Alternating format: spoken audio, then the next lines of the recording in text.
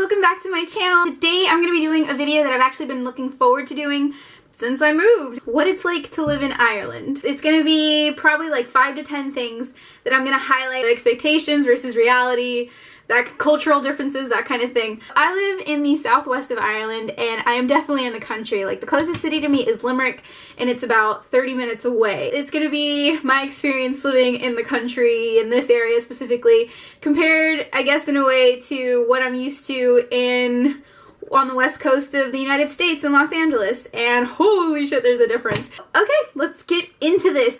Number 1, accents. For being such a small country, there are so many accents here. Like, in the US, you have a ton of accents, but you kind of expect it because it's such a big country, and you're like, well, of course they're gonna sound different. They live thousands of miles apart from each other. I really always assumed that that only happened in a place that was really big, at least to the extent that it's at here. You can drive 20-25 minutes away and you'll encounter a completely different accent. They were definitely harder for me to understand outside of Dublin, but I'm definitely getting used to it more now. And I'm even starting to understand more of the lingo and terminology, and I even find myself saying things. I haven't said anything about craic, which is their term for like fun and mischief and like what's good. It's what's good, pretty much. It's spelled C-R-A-I-C. What's the craic? And for the longest time I was just like, what? I don't know. I don't want to talk about craic. I'm sorry. Number 2. Language, linguistically, the T and the H together.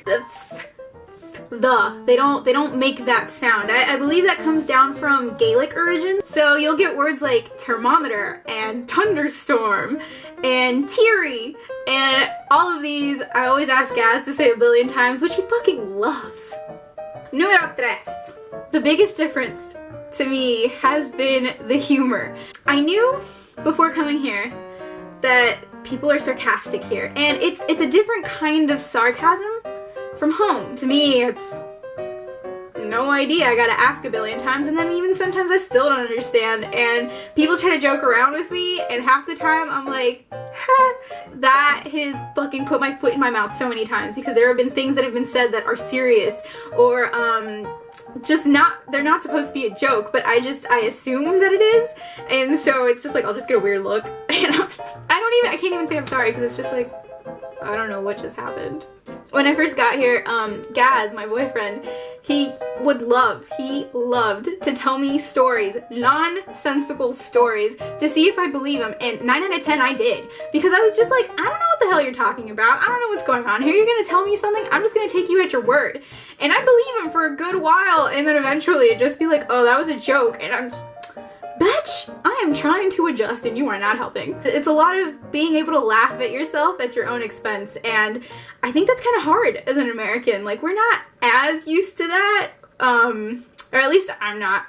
Number 4. Well, Irish people are very sarcastic, I have found, and that's kind of how they show affection. So if like somebody likes you, they'll make fun of you or they'll pick on you a lot. It's not really a huggy culture, I noticed. It's more of like, you just talk.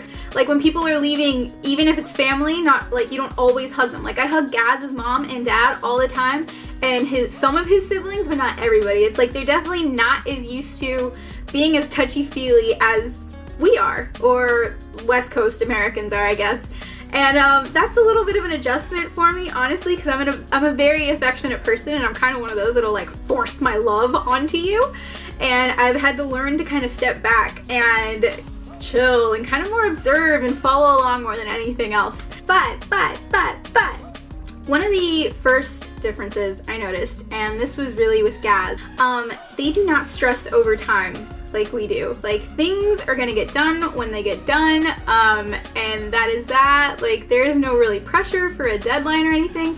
Like, for example, when I'm at a hotel with Gaz and there's a checkout time, I am up on Sunday or whatever day that we're checking out, and I'm getting my shit together fast. Like, especially if we only have 30 minutes before we check out and he is still sleeping in the bed and I'm trying to wake him up. Like, his clothes are still all over the place and my shit's already in a bag, and I'm like, if you make me late for checkout, I don't know what'll happen, but I am terrified of that. And for him, it's just kind of like this lackluster, don't worry about it, they're gonna be cool with it, and they have been every freaking time. I honestly thought it was gonna be so much more religious than it is.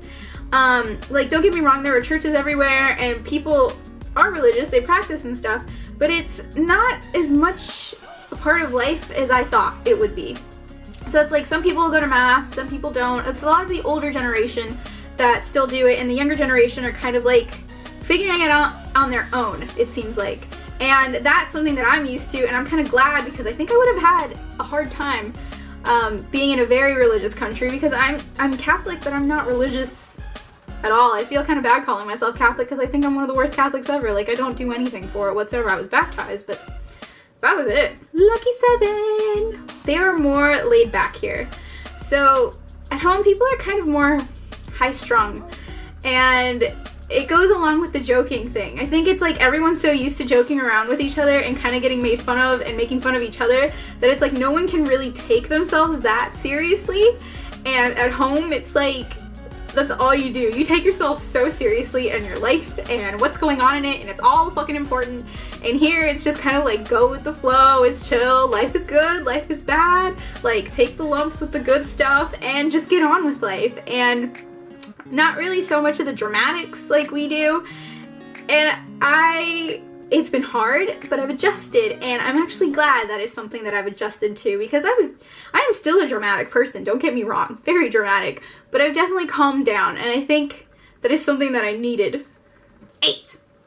There aren't as many young drivers here, like teen drivers. So, you know, at home we have the kind of driver's ed, and a lot of people have their license by the time they're 16. Here, it's like they have to jump through hoops to get their driver's license. They have to do something like 14 different courses to even get to, I think, the test part, the written test part maybe, and then they actually do the driving thing. And I don't know how long the driving thing is, but I heard that it's complicated, and I'm not looking forward to it. But I mean, it makes sense because the roads here are tiny in comparison. A 2-lane street here, 2-lane road, to me at home would fit one car. But here, they make it happen, even though it's like, there's not really dividers on this side. It's like ditch and bush on this side, or like stone wall or watering cliff. And then there's people just like zooming by each other when they go next to each other. And I think it's magnificent if you can do that. But oh my God, I stressed out so much the first time that I came over here. I was doing a road trip with my friend. We were driving, and it got so bad that one of the times I was going probably like 15 miles an hour as I turned, and there was a car coming at me. It had to be like 100 feet away. I could see the lights, but not really much more. And I just freaked out. I was like, what am I doing? What is happening? Why are they coming at me like this? And my friend Amanda, she was just like, okay, pull over. I'm gonna drive now. Stressful. Stressful, stressful, stressful. I don't think there's 9, but I'll say 9. Another thing would be the people, the amount of people. So when I was at home so many times, I was like, oh my God, I just want to get out of here. Like, we're all just living on top of each other. Nobody has space.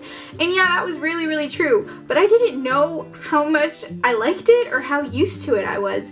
Because one of the worst things for me is how quiet it is. I have to put like traffic noises to fall asleep. I got so used to hearing cars all the time that when it's too quiet, I'm just like, oh, that's kind of weird. I can't go to sleep.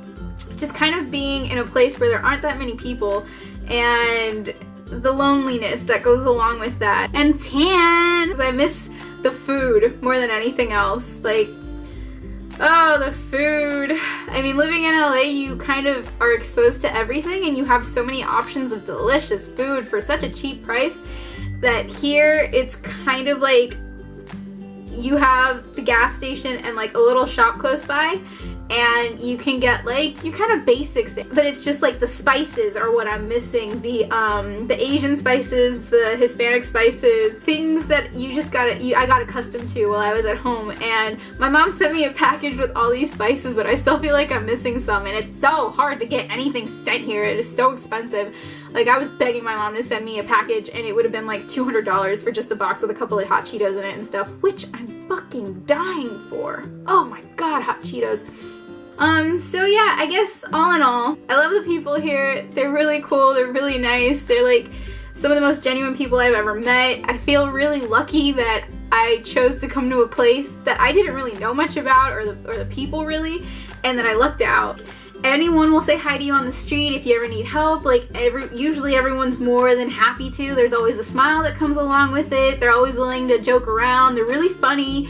And it's just a really cool place to be. I do appreciate being in the country and having all this nature around me, and it's gorgeous and beautiful, and it clears my mind when I need it to be cleared, when I just walk outside. Like, just the cool air, the clouds, like something about it just does things for me. So I'm very happy with where I'm at.